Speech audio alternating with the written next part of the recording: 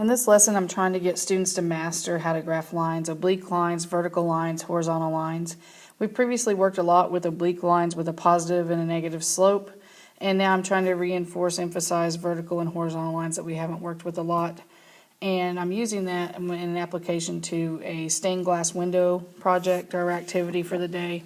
And so that's what we're going over. And we're talking about what's the different representations of X and Y. So I gave them a warm-up, and these were the representations that I have on the screen that we talked about, represented points on the graph. The X and the Y represent the points on the graph. We reviewed how to graph Y equals 2X plus 3. So I said identify the slope and the Y-intercept. You're going to plot your Y-intercept at 3. And then you're either going to go up 2 and 1 to the right and plot your point, or also an equivalent to that would be down 2 and 1 to the left, which would also be a point on that line because negative over negative is still a positive 2. And then we went on to talk about, well, what if x plus 4 was equal to 0 instead of to y? We've talked about those are linear equations that we previously have solved. And when you're solving those, what does the x actually mean when you solve for those? And we talked about how that's the x-intercept. And I really emphasize for my students to write the point for the x to represent the x-intercept, so that would be at the point negative 4, 0. However, x-intercepts and y-intercepts in math are commonly seen as x equals and y equals a number. And so that's what we got into the conversation of, is that you really have to be careful about the context of the problem when looking at x equals a number or y equals a number. And that was kind of my point of this warm-up, because students are getting confused about if it's a point on the graph, just a point, instead of an infinite amount of points that represent a horizontal and a vertical line.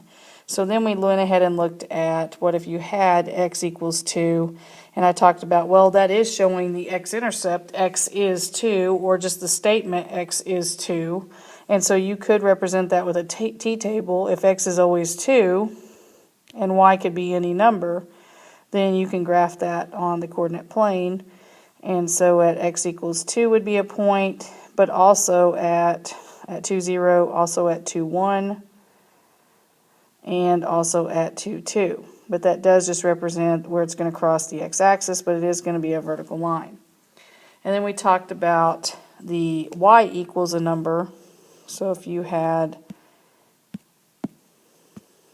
y equals 3, like I had in the warm-up, y equals 3, you also could read that as y is 3, and so you could represent it with the t-table that I'll go over again in a minute. But also with this one, it's a little easier because you can show them in slope-intercept form. If they remember that a horizontal line has a slope of 0, if m equals 0, then that's the y-intercept is crossing at 3, so b is 3, and you could just graph that line.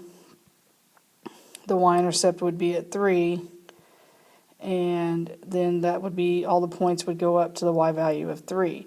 Or you could show it in the t-table again. Y is 3 is how you would read that equation, and x could be any number.